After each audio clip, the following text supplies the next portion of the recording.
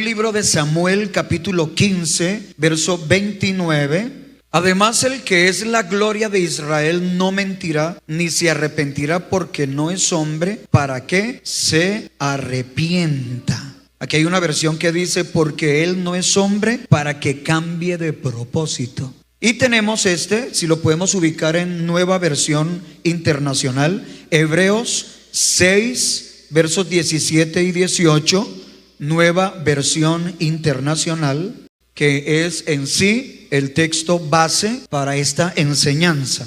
Ahí lo tenemos. Por eso Dios, queriendo demostrar claramente a los herederos de la promesa que su propósito nunca cambia, confirmó con un juramento esa promesa. Lo hizo así para que mediante la promesa y el juramento, que son dos realidades que nunca cambian y en las cuales es imposible que Dios mienta, tengamos un estímulo poderoso. ¿Qué frase, cierto? Tengamos un estímulo poderoso los que, buscando refugio, nos aferramos a la esperanza que está delante de nosotros. Dios y la inmutabilidad de su propósito. Quiero compartirles esto que encontré. Bueno, para la mayoría, no quiero generalizar, pues hay un hombre que es como un referente a quien admiramos, especialmente por el ejercicio de la predicación. Estoy hablando del famoso príncipe de la predicación, como le llamaron los hombres, Charles Spurgeon. Él entrega en una parte de una de sus enseñanzas las palabras que quiero compartirles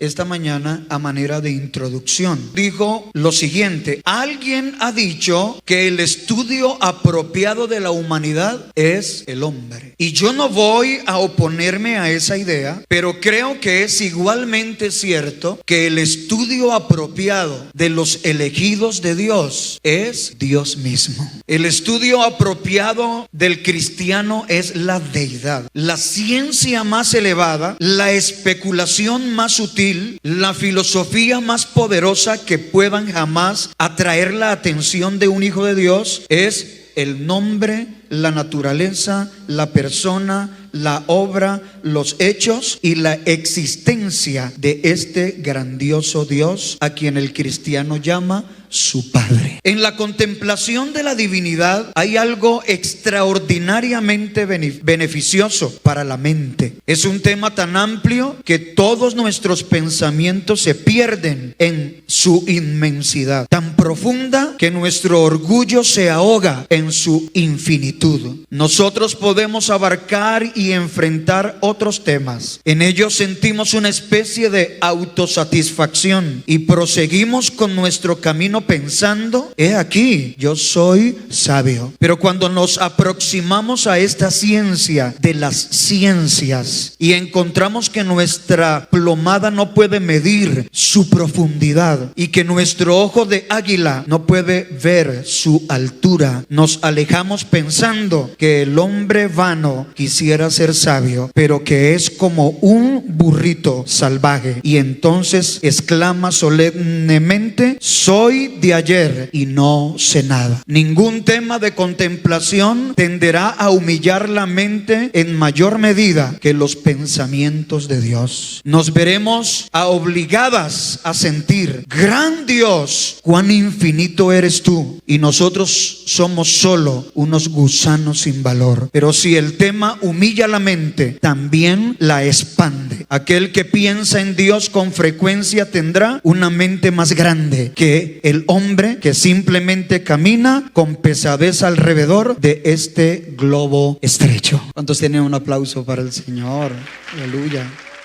Qué grande es el conocimiento de Dios. Me encantaba esa última frase. Hermanos, si esto humilla la mente del hombre, también la expande. Porque de alguna manera, mis hermanos, como que nos obligamos, o más bien Dios nos obliga a ir más allá. ¿Se acuerdan lo que dijo Pablo? Cosas que ojo no vio, ni oído oyó, ni han subido jamás a la mente del hombre, son las que Dios tiene preparadas para los que le aman. Oh, profundidad de las riquezas, de la sabiduría y de la ciencia de Dios. Cuán insondables son sus juicios e inescrutables sus caminos. ¿Y sabe qué dijo Job? Lo que conocemos de Dios es apenas un susurro, son apenas los bordes de sus caminos. Él es inmutable en sus propósitos. La voluntad de Dios, vamos a empezar con esta declaración fundamental.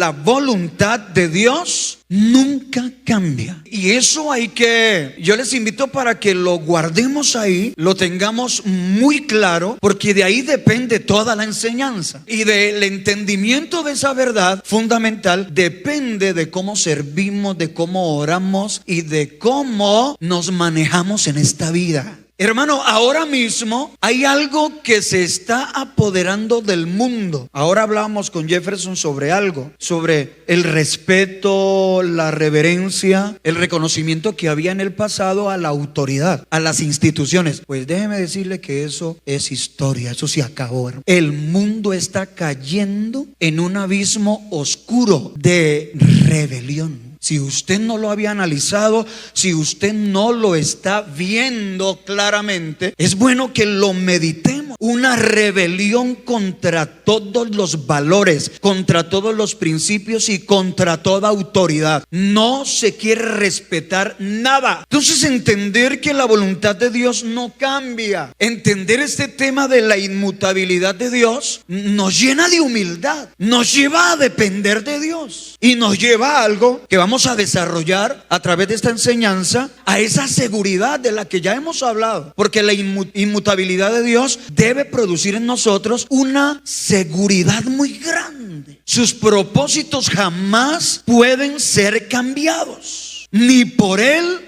ni por nadie. Es que aquí es donde hablamos del compromiso de Dios. Es que Dios no solo pide nuestro compromiso, sino que Él ya está comprometido. La diferencia es que nosotros somos infieles, pero Él permanece fiel. O sea, Él nunca incumple sus compromisos.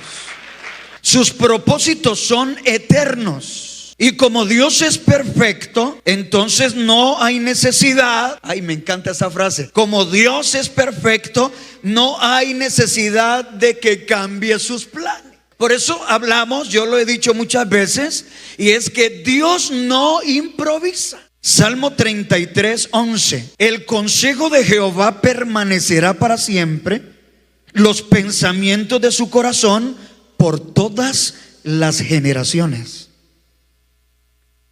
Pero si el consejo de Jehová no cambia, entonces sus propósitos no cambian. Pero si esto es así, aquí nos encontramos, ya habíamos hablado un poco de esta aparente contradicción. Si sus propósitos no cambian, ¿cómo explicamos que la Biblia nos habla del arrepentimiento de Dios? Esto implica frustración de parte de Dios, supuestamente. Vamos a mirar un texto, Génesis capítulo 6, verso 6. Y se arrepintió Jehová de haber hecho hombre en la tierra, y le dolió en su corazón. Algunos toman estas palabras literalmente y dicen que Génesis da a entender que Dios se arrepintió, como si después de haber hecho al hombre y el hombre pecar contra Dios, dijera que se equivocó al crear al hombre, que Dios estuvo frustrado, como si preguntara: ¿qué he hecho? ¿Yo por qué hice al hombre? Volví y le repito, aparentemente. Para poder entender este pasaje es importante tener presente, hermano, la Biblia en su contexto. No olviden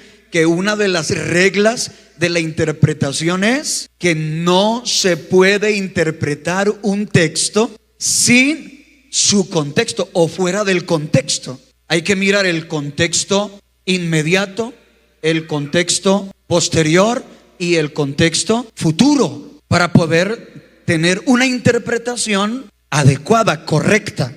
Así que nosotros estamos viendo aquí que Dios se arrepintió verdaderamente de haber creado al hombre. Pero luego vamos, Números 23, 19. Y dice: Dios no es hombre para que mienta, ni hijo de hombre para que se arrepienta. Él dijo y no hará, habló y no lo ejecutará. Entonces ahí tenemos como la confrontación entre esos dos textos. ¿De qué manera entonces se arrepiente Dios en Génesis 6:6? ¿Y de qué manera dice el libro de los Números que Dios no se arrepiente? Entonces el último texto confirma lo que estábamos diciendo, que Dios es inmutable en sus propósitos. Él no cambia su mente, Él no cambia de manera de pensar. Lo que Él dice lo cumple. Él no miente y por tanto no se arrepiente, porque no puede hacer nada malo. Teniendo esto presente, entonces, cuando Génesis habla del arrepentimiento de Dios, no podemos entenderlo de un arrepentimiento en el sentido de frustración en Dios o cambio en el ser de Dios o en sus planes. Moisés habla, escuche bien esto, Moisés habla metafóricamente, de manera figurada. Lo que quiere decir es que Dios, en su plan eterno e inmutable, había incluido un cambio en sus tratos con el hombre. Y Dios describe ese cambio en lenguaje humano como si fuera un arrepentimiento. Pero aquí es donde, y esto usted lo sabe, para que tenga confianza de lo que estamos explicando. Arrepentimiento se define también no solo como un cambio de mentalidad, sino también como una tristeza según Dios. ¿Sí o no? ¿Cuántas veces lo hemos estudiado? ¿Cuántas veces nos han enseñado que el arrepentimiento es tristeza? De hecho, luego lo reitera, que le dolió en su corazón. O sea que lo que dice el texto es que Dios sintió tristeza, que a Dios le dolió en el corazón que el hombre que había creado se apartara de sus caminos, y que por el hecho de que el hombre se ha apartado, obligaba a Dios a tratar ese asunto con justicia. Gloria a Dios. Es como cuando un hijo se rebela con su papá, con su mamá, o hace algo indebido, pero ese papá y esa mamá lo aman profundamente. Él lo engendró, ella lo concibió, lo dio a luz. A nadie le duele más que a ellos, pero no por eso puede dejarlos sin corrección. No por ello los va a dejar sin castigo. Así que el dolor puede ser muy grande, pero Él tiene que actuar. Entonces, hermano, no sé si queda claro, pero el arrepentimiento de Dios habla más de su trato con las diferentes respuestas del hombre a su mandamiento. La tristeza, el dolor en el corazón de Dios. Le dolió en su corazón. Sintió una gran tristeza porque el hombre que había creado se había descarriado. ¿Acaso no dice eso también? Creo que es: Dios hizo al hombre perfecto, pero Él buscó muchas perversiones. Dice: cada cual se apartó por su camino. Nos descarriamos como ovejas. Entonces, entendamos eso, que a Dios, como a los padres, no nos gusta castigar a los hijos. Yo no sé si aquí haya algún papá, alguna mamá que diga: lo que más me gusta de ser papá y mamá es agarrarlos a correa. Dios mío, Lady, hay que atender a hermano. De hecho, hermano, ahora se enseña mucho sobre no castigar de manera física o violenta a los hijos, de evitar el maltrato físico o emocional. Y la verdad, los que hemos sido padres, nosotros tenemos 3, hermanos, lo último que uno quisiera es tener que tratar con dureza a ese niño, a esa niña. Y se diga, ¿cuántos papás castigan a sus hijos? Y uno le dice a ellos: ¿por qué? ¿Por qué te haces castigar? Yo no quisiera castigarte, pero me obligas. Porque hay una responsabilidad que recae sobre nuestros hombros. Y ahora, hermano, estamos hablando de la responsabilidad de Dios. Hebreos capítulo 6, versos 13 al 20. No lo vamos a leer. Si quiere lo vamos proyectando ahí, usted lo va mirando mientras que yo voy avanzando. Hebreos capítulo 6, versos 13 al 20. Habla de cómo Dios reforzó la certeza de su promesa a Abraham con dos cosas inmutables. Bueno, ese sí lo vamos a mirar. Creo que es el verso, el 10 y... ¿Cuál fue los que leímos al principio? 17 y 18. Míralo, aquí está. Por lo cual, queriendo Dios mostrar más abundantemente a los herederos de la promesa la inmutabilidad de su consejo. ¿Cuál es el propósito de Dios? Mostrar con abundancia algo a los herederos. ¿Qué es lo que quiere mostrar? ¿Qué es lo que quiere mostrar con abundancia? Gracias, hermano. Es que la están leyendo ahí, hermanos. Dios quiere mostrar abundantemente la inmutabilidad de su consejo, y por eso interpone. Hermano, ¿sabe cómo veo yo esto? Que el Señor, además de dejar claro que Él es fiel y verdadero, no se limita, va más allá. Sería suficiente con la promesa, porque Él lo que promete lo cumple, pero Él va más allá. Interpone un nuevo recurso, y es un juramento. Y como dice la misma palabra, y como no hay otro más grande que Él, así que Él jura por sí mismo. Yo no sé cuántos están metidos en la enseñanza. Esto a mí me comienza a latir el corazón más rápido. Interpone juramento, y luego dice, para que por dos cosas inmutables. Hermano, vea, es maravilloso esto, en las cuales es imposible que Dios mienta. Tengamos un fortísimo consuelo los que hemos acudido para asirnos de la esperanza puesta delante de nosotros. A ver quién descubrió cuáles son esas dos cosas inmutables en las cuales es imposible que Dios mienta. ¿Cuáles son las dos cosas? Bien, muy bien. La promesa y el juramento. Eso es como un doble sello de parte de Dios. Te lo repito, sería suficiente con la promesa, pero Dios quiso ser más abundante. Dios quiso darnos mayor seguridad. Así que saca y pone otro sello y jura por sí mismo que lo que acaba de prometerles se los cumplirá por encima de todo.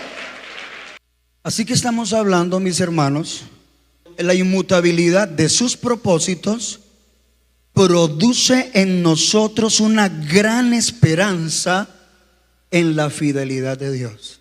Vean, mis hermanos, pregunta el mismo Señor, y esta pregunta la hemos estado haciendo y hay que hacerla porque es muy relevante para este último tiempo. Cuando el Hijo del Hombre venga a la tierra, ¿hallará fe? Acuérdese que fe es convicción, es certeza, es confianza en Dios. Cuando el Hijo del Hombre venga a la tierra, ¿hallará convicción, certeza, confianza en Dios? La respuesta es muy poca, muy poca.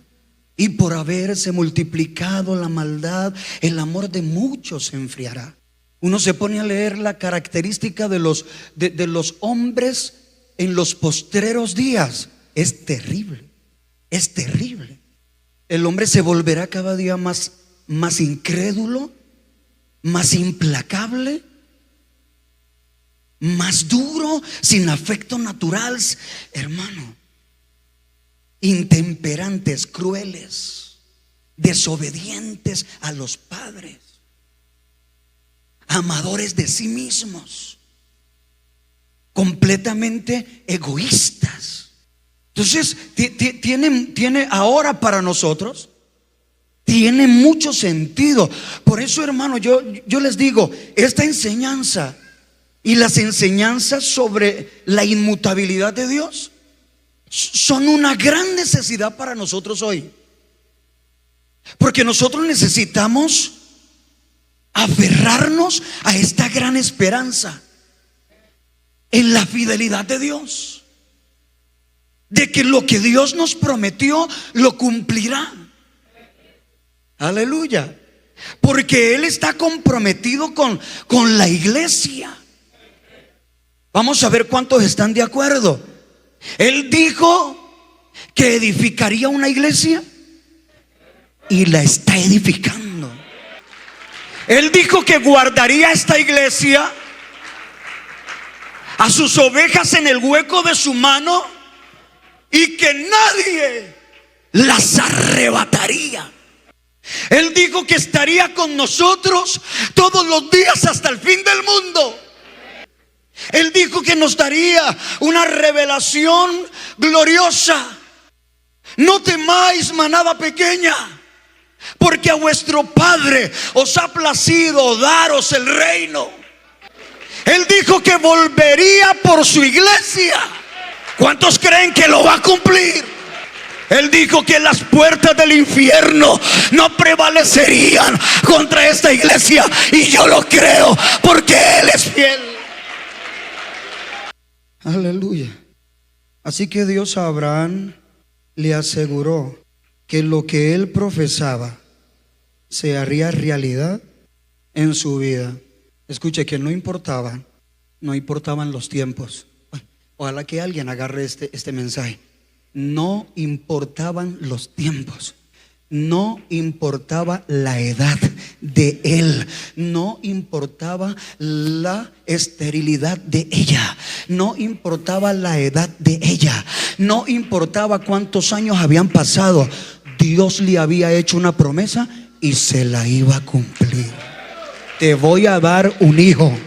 Por eso, hermano, vea, por eso nada hizo mover a Abraham. Nada hizo. Bueno, desde el momento que él le creyó a Dios, porque antes el hombre tuvo sus dudas, es apenas natural. Aprovecho esta oportunidad para decirle, las dudas son algo natural, pero Dios quiere solucionar todo eso con la claridad de su palabra, con la inmutabilidad de sus propósitos, para que esas dudas no te arrojen al abismo de la incredulidad. Que la incredulidad ya no es algo normal.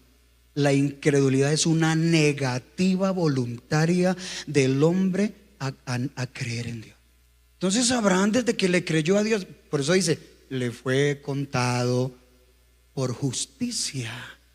Y a partir de que Abraham le creyó a Dios, ya nada lo hizo volver atrás. Y se lo voy a describir de esta manera, con otro suceso que es de los más grandiosos en la vida de Abraham. Cuando Dios le dice a Abraham, toma a tu único hijo, a quien amas tanto, y sacrifícamelo sobre un monte que yo te diré. Abraham no lo dudó. Abraham se levantó muy de mañana, enalbardó su asno, tomó leña, tomó cuchillo, se fue con sus siervos a donde Dios le había dicho, y allá arriba en ese monte ubicó a su hijo en sacrificio y se lo iba a entregar a Dios. ¿Sabe cómo dice la palabra? Porque él estaba creyendo en esperanza contra esperanza, seguro, escúcheme, seguro de que el que le había dado ese hijo de la promesa no se lo iba a quitar. Él creyó, Dios me lo va a levantar aún de entre los muertos, porque esta es la promesa que Él me hizo. ¡Aleluya! Que alguien tome esta palabra. Se la voy a predicar en el nombre de Jesús. No importa que tú pienses que la promesa se murió. No importa que tú pienses que Dios te va a dejar con las manos vacías. Él es la resurrección y la vida. A los que aman a Dios, todas las cosas les ayudan para bien. Si tú recibiste una promesa de parte de Dios, si Él te habló algún día, no dudes, no renuncies. El que lo prometió es fiel, el cual también lo hará. ¿Cuántos se ponen en pie un momentico y le das un aplauso fuerte? Aquí está la presencia de Dios. Aleluya. Aleluya. Esto se puso bueno. A ver cuántos dicen conmigo, esto se puso bueno. Aleluya. Aquí está la unción, aquí está la gracia, aquí está el poder de Dios, aquí está la palabra. Aférrate a la promesa, aférrate a la promesa. Él dijo que te iba a salvar y lo va a cumplir. Aleluya. Dios no deja, no te va a dejar a medio camino. Él dijo que te va a llevar al cielo y te va a llevar al cielo. Todo lo que se atraviese, Dios lo quitará. Todos los obstáculos, Dios los vencerá. Por eso no importa que tú en algún momento te hayas alejado. Aleluya. Dios está esperando tu regreso. Dios conoce todas las cosas. Yo le creo a Dios, yo le creo a Dios, yo le creo a Dios. Tome su lugar, por favor, un ratico más.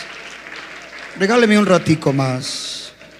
Escuche esto, todos los juramentos como las promesas que hacen los seres humanos son inconstantes y falibles, son rotas e incumplidas frecuentemente. Sin embargo, el juramento de Dios es totalmente diferente, confiable, verdadero e inquebrantable. Dios no necesita hacer un juramento porque Dios mismo es verdad, pero lo hace para enfatizar la inmutabilidad de sus propósitos. El juramento se hizo en beneficio de Abraham para que supiera con certeza que Dios cumpliría la promesa que le había hecho. Hermanos, el juramento también se hizo para nuestro bien. Dios no necesariamente nos promete un hijo como lo prometió Abraham, pero en su grandeza y misericordia Él nos ha dado este pasaje para mostrar cuán sólido es su propósito en nuestras vidas. Yo no sé si usted puede decir amén. El que le cumplió a Abraham, el que le cumplió a Abraham, me cumplirá a mí. Porque Él es el mismo ayer, hoy y por todos los siglos. Hay tantas cosas aquí. Aleluya. Yo no sé cómo va este año. Ya va muy adelante este año. Cuántas dificultades, cuántas luchas. Pero seguimos manteniéndonos en la fe, aferrados a la esperanza de estas dos cosas inmutables: la promesa de Dios, de sus buenos propósitos, y su juramento que habla de su carácter. Mis hermanos, Dios no tiene miedo. Dios no tiene miedo, hermano, en comprometerse con nosotros. No olvidemos que Él es el Todopoderoso. Para Él no hay desafíos. Los desafíos son para nosotros. Para Él todo es posible. Aleluya. Aferrémonos a esta esperanza gloriosa, esta seguridad. Aleluya. Hermano, le voy a decir algo en el nombre de Jesús. A Dios le duele en el corazón. A Dios le entristece nuestras dudas. La verdad, nos hemos vuelto tan inseguros. Yo no sé cómo algunos pueden tener seguridad en un negocio, cómo otros pueden tener seguridad en una relación. Yo les he dicho que un hombre, una mujer le llega a creer tanto a un hombre. Hablemos más del tema de la mujer. Una mujer llega a creerle tanto a un hombre que plasma su firma en un acta de matrimonio. Claro, él también cree en ella, Yo le decía a los hermanos, o cuando los hermanos se casan, yo les digo que en la ceremonia, que es un profesarse fe el uno al otro, porque él está diciéndole a ella que la va a amar, que la va a cuidar, que la va a respetar, que le va a ser fiel por encima de todo, que no habrá otra mujer como ella en su vida. Y ella le cree, porque si no le creyera saldría corriendo, pero le cree, decide creerle en ese momento. Algunas hasta sin ninguna proyección hacia el futuro, sin pensar. Él dice eso ahora y está lindo porque yo sé que lo dice con sinceridad, pero tal vez me va a fallar. No, algunas ni piensan en eso. Dan por sentado que no les va a fallar, que me va a ser fiel. Y por eso cuando fallamos, a ellas les da tan duro. ¿Y cuántas veces ellas tienen que decir: yo creí en ti, yo deposité en ti confianza? Pero no vengo a eso. Vengo a eso. ¿Cómo puede uno creer en esos contextos humanos y no creerle a Dios? ¿Cómo pueden miles y millones de personas creerle a un político y no creerle a Dios? ¿Cómo puede la mitad de Colombia creer en Álvaro Uribe y la otra mitad en Gustavo Petro y no le creen a Dios? ¿Quién es más confiable? ¿Quién ha mostrado y demostrado por siglos y siglos? Él se atrevió a decir: los cielos y la tierra pasarán, pero mis palabras no pasarán. Él mismo dijo: ni una tilde, ni una coma, ni un punto dejará de cumplirse. Aleluya. Él es el Dios cumplidor de promesas. Él es el Dios de pactos. Él es el Dios de propósitos. Él no tiene miedo porque Él tiene el poder. Él tiene la fidelidad. Él es inmutable. Él lo va a hacer.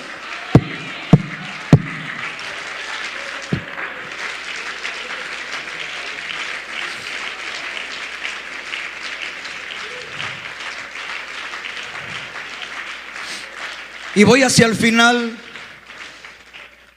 Hermano, la inmutabilidad de Dios en sus propósitos nos estimula a la oración. Aleluya. ¿Qué consuelo tendríamos de orar a un Dios que cambia continuamente de pensamientos? Si alguien preguntara por qué debemos orar a Dios, si su voluntad está ya determinada, la respuesta sería: porque Él así lo quiere. Mire lo que dice Primera de Juan 5:14: y esta es la confianza que tenemos en Él, que si pedimos alguna cosa conforme a su voluntad, Él nos oye. Aleluya. Hermano, recíbame esta frase. La tengo aquí resaltada. Pedir algo contrario a la voluntad de Dios no es oración, es rebelión contra Él. Pero esta confianza tenemos en Él, que si pedimos alguna cosa conforme a su voluntad, Él nos oye. Ve, hermano, los padres tienen algo que yo creo que es un atributo o una capacidad que viene de Dios. Los padres parece que conocemos el futuro. Entonces, cuando mamá te diga algo, Escúchala. A veces los hijos dicen frases hasta: a mí me da miedo mi mamá. Parece bruja, parece adivina. ¿Usted cómo sabía eso? Y ella pudiera decir: es que yo vengo del futuro. Claro, porque en los años, la experiencia, la madurez, hay unos sentidos ya ejercitados que nos permiten anticipar cosas. Pero aquí les voy a hablar de un Dios que no solo es inmutable en sus propósitos, sino que también, próximo tema, es inmutable en su omnisciencia. Él no viene del futuro, Él es el futuro. Él lo conoce todo. Así que si Él te habla, escúchalo. Él no está adivinando. Él no está ni siquiera anticipando de manera teórica o hipotética. No, si Él lo dice, es porque así va a ser. Entonces, hermano, la inmutabilidad de Dios en sus propósitos estimula la oración. Por eso, una vez más, hermano, la oración no es obligar a Dios a hacer cosas. La oración es entrar en el propósito de Dios, meternos en la voluntad del Señor para que sucedan las cosas. Aleluya. Nunca olvidaré, se lo escuché a Cosme Damián Vivas. Él decía: la oración no es como hacerle una máquina a Dios, una llave, ¿no? Respóndeme. Respóndeme o te parto el brazo. Orar no es obligar a Dios a hacer algo. No, hermano. La que tiene que ser quebrantada es la voluntad del hombre, no la voluntad de Dios. Aleluya. Por eso el texto dice: a los que aman a Dios, los que aman su propósito, los que conforme a su propósito son llamados. Aleluya. Gloria a Dios. Porque mis pensamientos no son vuestros pensamientos, ni mis caminos vuestros caminos, dice Jehová. Y voy a terminar esta parte diciéndole lo que aprendí hace muchos años. Hermano, la oración no es una prueba para Dios, es una prueba para nosotros. La oración trata de traer claridad a nuestras mentes, a nuestros corazones, de cuál sea la buena voluntad de Dios, agradable y perfecta. Pero la inmutabilidad de sus propósitos nos estimula a la oración, porque yo quiero ver a Dios obrando, porque yo quiero ver la gloria de Dios, porque yo quiero ver los planes de Dios ejecutados en mi vida, en la vida de mi familia y de todos los que me rodean. Y termino. Nos alienta a la evangelización. Como Jesucristo es el mismo eternamente, podemos proclamar su nombre a todos los hombres, tal como se ha hecho desde que Él ascendió a los cielos. Escuchen o dejen de escuchar. Nuestra responsabilidad es predicar a Cristo y a este crucificado para la salvación del pecador. Pero aquellos que desafían a Dios y quebrantan sus leyes y viven como si Él no existiera, no pueden esperar otra cosa al final que la condenación eterna del Dios inmutable. Así que ahora es tiempo de salvación para acercarse a Dios por medio de Cristo. Hermano, estamos en el tiempo de la gracia, hay que predicarla. Estamos en el tiempo de la salvación, hay que proclamarla. Estamos en la dispensación del Espíritu, hay que avivar el fuego del don de Dios. Aleluya. La inmutabilidad de Dios en sus propósitos nos alienta a la evangelización. Gloria a Dios, todavía hay esperanza. Dios todavía cree en el hombre. Dios le está dando una oportunidad más al hombre, porque Dios no quiere que ninguno se pierda, sino que todos procedamos a un arrepentimiento. Estén en pie, por favor. ¿Qué diferencia hay entre nosotros y los creyentes que nos han precedido? Que nosotros hemos cambiado y los tiempos en que vivimos también, pero Dios sigue siendo el mismo. Por tanto, debemos descansar en sus promesas, que son fieles y verdaderas, así como su misericordia. Pongamos este último texto, hermanos, de Decón, Isaías 54:10. Porque los montes se moverán y los collados temblarán, pero no se apartará de ti mi misericordia, ni el pacto de mi paz se quebrantará, dice Jehová, el que tiene misericordia de ti. Jamás, jamás se apartará de ti mi misericordia. ¿Alguien necesita reconciliarse con el Señor? Dios te ama como siempre. Si alguien que está apartado entendiera que Dios solo está esperando a que tú regreses para retomarlo todo en tu vida, para retomar todo su propósito. ¿Está clara? ¿Está clara esa palabra? Alguien que está apartado, solo Dios está esperando que regreses para retomar contigo todo su propósito, todo su plan. ¿Por qué? Porque Él no cambia. Él no cambia. Él no cambia porque tú le hayas fallado. No olvides, aunque nosotros seamos infieles, Él permanece fiel. Tú regresas al Señor y te encuentras con el mismo, el Dios fiel y verdadero, que te da la bienvenida y te dice, bueno, escúcheme bien esta frase. Cuando tú regresas al Señor, el Señor te dice, bueno, hijo, bienvenido a casa. ¿En dónde habíamos quedado? A mí me encantó escuchar un predicador que dijo, con Dios no se arranca de ceros. Con Dios no se reinicia de ceros. Me encantó esa palabra. Él no te pone a empezar de ceros. Él te dice en dónde habíamos quedado. A partir de ahí vamos a retomar mi propósito eterno en tu vida. ¿Alguien más que quiere venir al altar?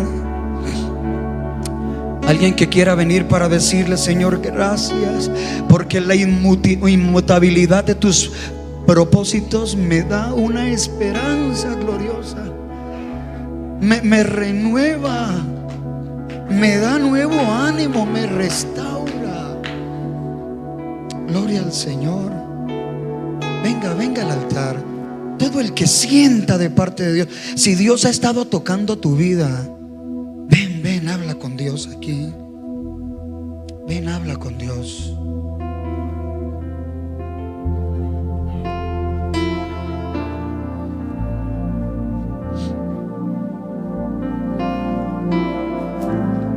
Ven, habla con Dios.